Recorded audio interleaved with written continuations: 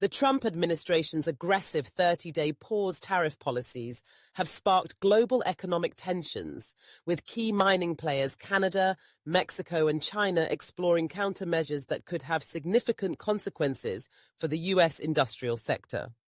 The tariffs, particularly those on steel, aluminum, and critical minerals, have disrupted supply chains and escalated costs for manufacturers, prompting these nations to consider strategic responses that could reshape global mining and trade.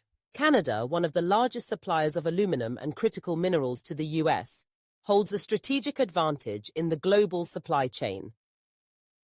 With tariffs imposed on Canadian aluminum, Ottawa could retaliate by restricting exports of key materials such as nickel, cobalt, and rare earth elements, REEs, all essential for U.S. industries, including defense, aerospace, and electric vehicle (EV) production. Additionally, Canada could redirect its supply of these resources to European and Asian markets, further increasing the costs for American manufacturers. Another potential move would be to impose reciprocal tariffs on U.S. mining equipment and technology exports, directly impacting American mining firms that rely on Canadian machinery and expertise. Mexico, a top producer of silver, copper, and zinc, plays a crucial role in supplying U.S. industries, from electronics manufacturing to renewable energy.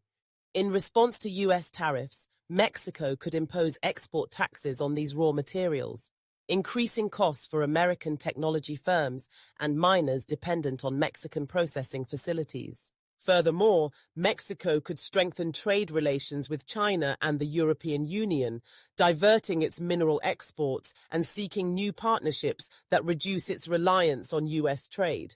Such moves would have ripple effects on U.S. mining and manufacturing sectors, particularly in states with high reliance on imports from Mexico. China, the world's dominant producer of rare earth elements and a key player in global steel production, has the most potent tools for retaliation.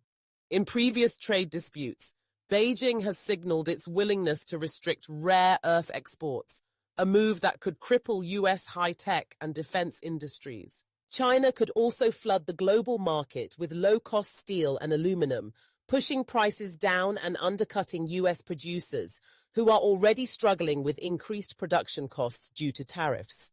Such actions could lead to job losses in U.S. mining communities and weaken domestic industry competitiveness. Should Canada, Mexico, and China act in concert, their measures could significantly disrupt the U.S. mining and manufacturing industries. A coordinated effort to restrict critical mineral exports, redirect supply chains, and manipulate global commodity prices could increase economic pressure on Washington. Additionally, these nations could strengthen trade agreements with other economic blocs, such as the European Union and the Comprehensive and Progressive Agreement for Trans-Pacific Partnership, CPTPP, further isolating the U.S. from key markets and supply sources. The retaliatory actions from these three mining powerhouses would likely drive up costs for U.S. manufacturers and infrastructure projects reliant on imported minerals.